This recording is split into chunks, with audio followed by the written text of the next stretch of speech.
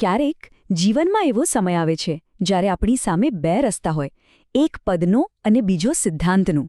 ત્યારે સાચી મહાનતા શેમાં ગણાય? ચાલો આજે એક એવી જ વાત કરીએ, એક એવી વ્યક્તિની જેમણે પોતાના એક અદ્ભુત ત્યાગથી આ સવાલનો જવાબ આપ્યો.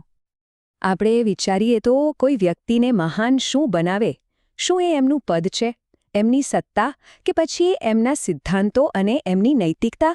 બસ આ જ સવાલ આપણી આજની આખી વાતના કેન્દ્રમાં છે.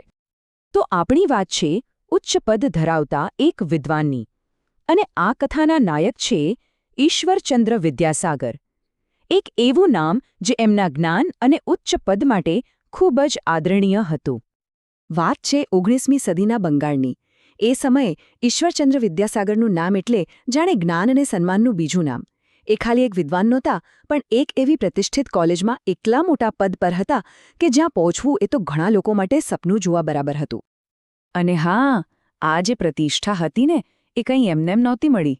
એ તો એમની સખત મહેનત અને જબરદસ્ત યોગ્યતાનું પરિણામ હતું. અને હવે તો જુઓ, એમની કારકિર્દી એક એવા મુકામ પર પહોંચવાની હતી જેની બધા જ રાહ જોઈ રહ્યા હતા.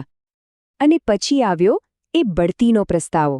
એ ઘડી આવી જે એમના જીવનનો એક નિર્ણાયક વળાંક સાબિત થવાની હતી. એમને એક એવો પ્રસ્તાવ મળ્યો જે ખરેખર એમની નૈતિકતાની અસલી કસોટી કરવાનો હતો. જુઓ, આ કોઈ સામાન્ય પ્રમોશન નહોતું. કોલેજના મોટા અધિકારીઓ પોતે જાતે એમની પાસે આ પ્રસ્તાવ લઈને આવ્યા હતા.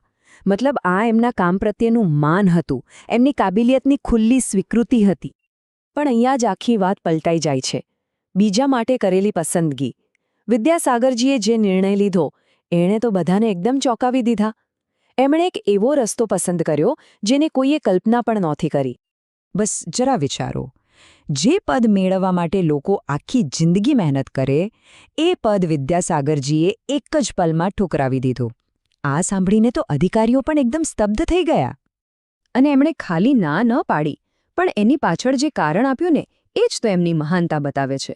એમણે કહ્યું, મારા કરતાં વધુ લાયક તો બીજા વિદ્વાન પ્રફુલ્લચંદ્ર રાય છે, અને એમની પાસે અત્યારે કોઈ પદ પણ નથી.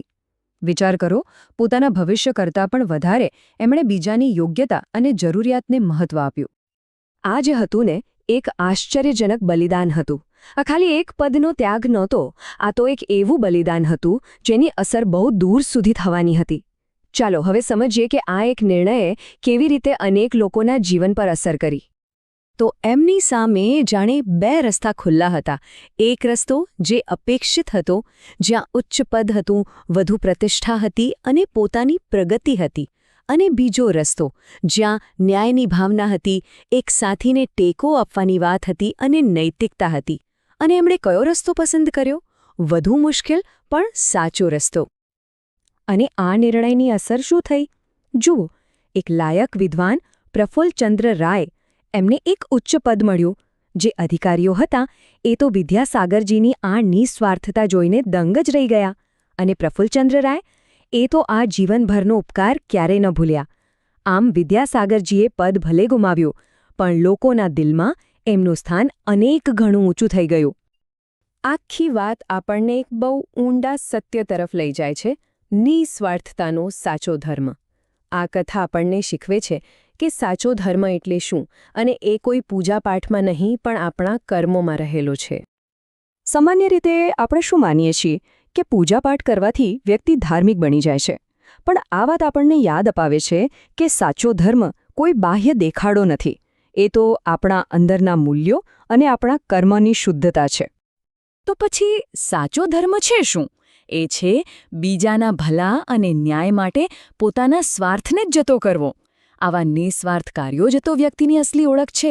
વિદ્યાસાગરજીએ કોઈ પૂજાપાઠ નહોતા કર્યા, પણ એમણે જે કર્યું ને, એ કોઈ પણ પૂજા કરતાં ક્યાંય વધારે મોટું હતું.